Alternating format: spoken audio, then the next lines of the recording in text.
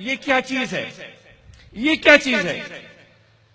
जिसको सब्र कहा जाता है, जिसको बर्दाश्त कहा जाता है, जिसके बारे में अल्लाह फरमाता है जिसमें ये सब्र और बर्दाश्त है, मैं अल्लाह उसके साथ होता हूं।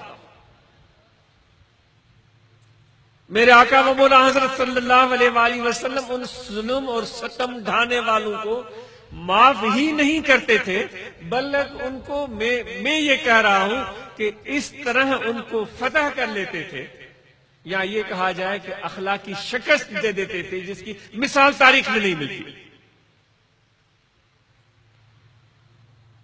हमें सैकड़ों वाक़े अपने याद होंगे।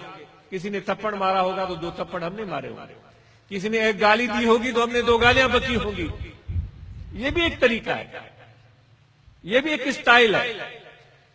चलो हमने थप्पड़ नहीं मारा, हमने गालियां नहीं बकी, तो कोर्ट में चले गए, मुकदमा दायर कर दिया, थाने पर पहुंच गए, पुलिस उसके पीछे लगा दी, भाई मैं कानूनी कार्रवाई कर रहा हूं। ये सारे तरीके मौजूद है।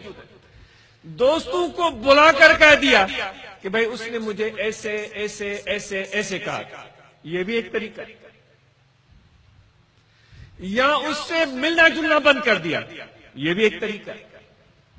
उसको सलाम करना बंद कर दिया, उसके साथ खाना पीना खत्म कर दिया, कता ताल्लुकात कर लिए, सारी चीजें पाई जाती हैं। और जिस किसी से पूछोगे ये सारे तरीके और हुनर हम आजमाने वाले, सब कहेंगे कि भाई मैं तो बड़ा सब्र वाला बना हूं, अगर न फलां से उसका पाला पड़ता वो तो उसकी ऐसी की तैसी कर देता। लेकिन मेरे प्यारे पैगंबर अलैहिस्सलातु वस्सलाम ने फतह मक्का वाले दिन ताइफ के लोग जिन्होंने आप पर कुत्ते छोड़े थे, जिन्होंने आप पर पत्थर बरसाए थे, जिन्होंने आपके पीछे लोंडे और लड़के लगाए थे, सारी हरकतें की थी, आपने उनके लिए क्या किया था? वो बातें ही भूल गए, वो चीजें ही भूल गए।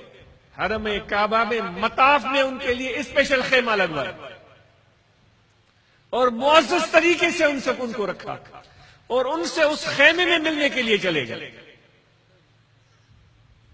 ए मेरे मुसलमान भाइयों, ए मेरे दोस्तों, ए इंसानों, ये महीना हमें कुछ सिखा रहा है, कुछ बता रहा है। सिर्फ रस्मी जुमलों से निकलकर कुछ आगे बढ़ो। बातें बहुत हो चुकी, तकरीरें बहुत हो चुकी, नारे बहुत लग चुके। सुन तो सही, मखलूक हमारे पीछे हमारे बारे में क्या बोलती है।